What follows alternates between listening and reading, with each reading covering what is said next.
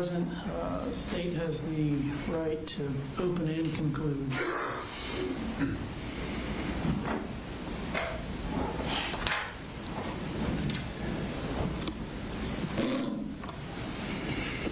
Your Honor, the impulse in something like this would be to give an impassioned plea,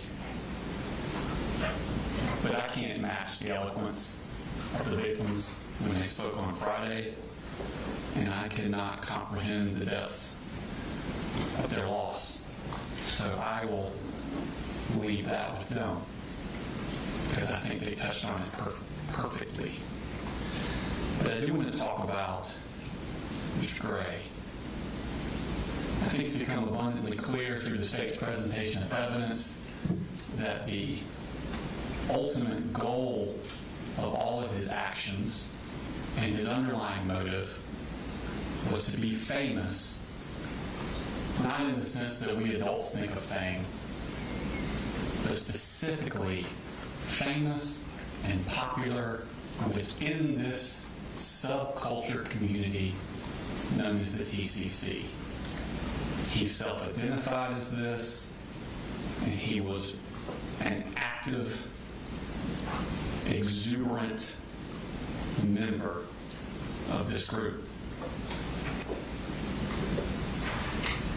And when this case happened, coming into it with an adult's perspective, and the investigation caught Colt right then, and then quickly in the days after, started to notice the guilt of his father. I kind of put aside thinking about Colt. And as the father's case went forward, I focused more on the father and what the father was doing. And it wasn't until after that trial, when we thought about this trial and this sentencing, that I started turning back to what was in Colt's mind.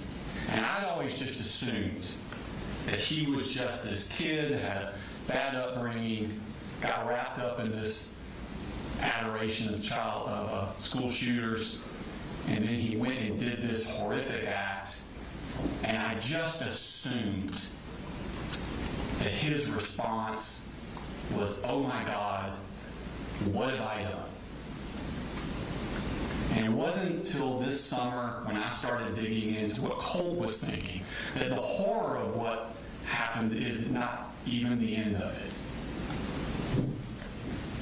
Because the shooting was not the culmination of the plan. The shooting was just one of the steps of the plan. The plan was ultimate and lifelong fame inside the TCC. He took steps before the shooting took place to put Easter eggs, callbacks into the case, anticipating today, anticipating these things, us being here, releasing them into the wild to keep his fame going. He put symbols and phrases on his rifle that all pertained to things that were important to the TCC. He staged his computer to look like Adam Lanza's. If you notice in those pictures, Adam Lanza had multiple screwdrivers around it set up in the middle of his room.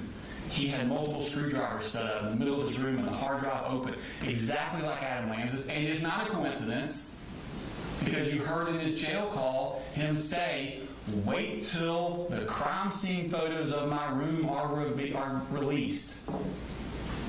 He thought about it ahead of time.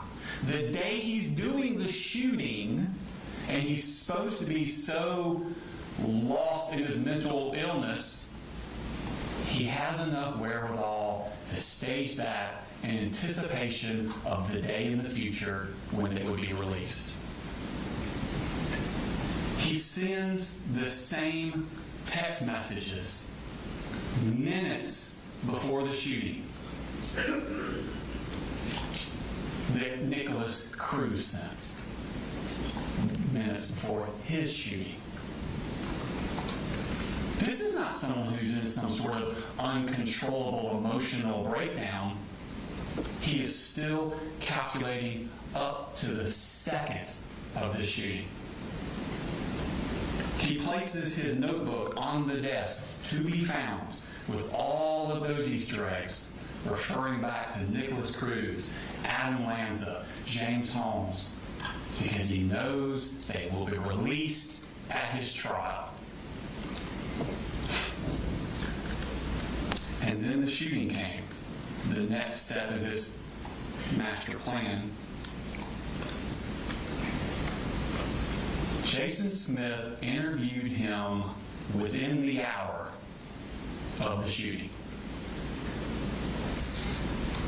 And he continues. He has the mental wherewithal within an hour of the shooting to place more Easter eggs, more callbacks inside that interview.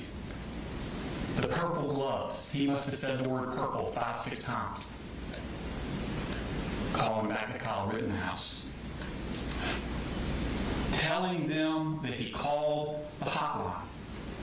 A blatant lie, and another callback to James Holmes. He's saying this with more steps are being done to his ultimate goal of eternal fame after the shooting. He mimics Nick Cruz's arrest interview. I hear voices. Oh, I blacked out. This is not someone who's in an emotional breakdown and realizes, oh my God, what have I done? This is someone who's in the midst of their plan and they're still going through with it. Within a month, he's getting the word out through his mom. He's looking to see the posts, if he's popular or not. He has already sent pictures to Mandy for Mandy to release. They're released. He's so excited. And make no mistake, Marcy's disgusting, and her actions are contemptible. But he's the one that's directing her what to do. He's the one that says, pull up Tumblr. Pull up mass killers on Reddit. Call Mandy. Tell Mandy to do this. Make sure that happens. I know she's supposed to be the parent, but he's the one that's directing all this.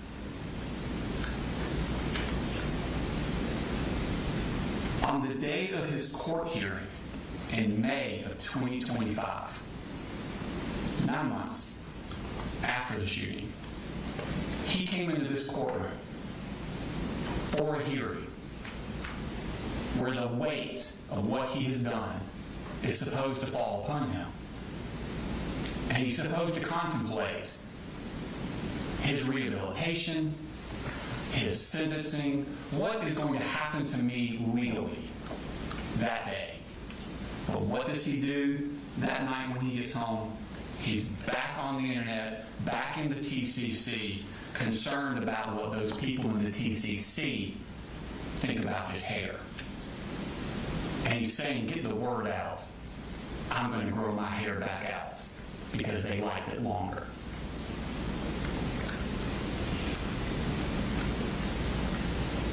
He had a bad childhood. We're not contesting that. But the childhood he had, and to try and say that that had anything to do with what he did, is offensive to the thousands of children in Georgia who are truly, truly brutalized every year. I know he's had a bad upbringing, but like I said, the defects. In this courtroom, we've seen a lot worse. And he's the only one in the history of Georgia who has ever taken an assault rifle into a public school and opened fire on perfect strangers simply so he could be famous. This is not easy, Your Honor. As the son of boys, or excuse me, the father of boys, I understand completely what Dr. Richards said. 14-year-olds have not fully formed into what they're going to become. I completely agree with that, and I understand that.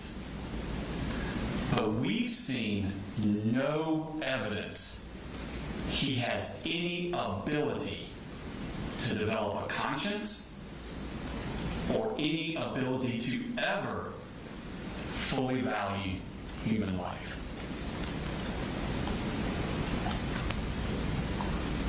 It's like a shark in the swimming pool. I don't know why the shark's the way he is. Is he born that way? He had bad parenting? Is it instincts? Something terrible? It's truly evil? I don't know why the shark is the way the shark is. But I do know one thing. He can't be in my pool. Colt Gray cannot be in society. And I ask you to sentence him to life without the possibility of parole. Thank you, Mr. Allen.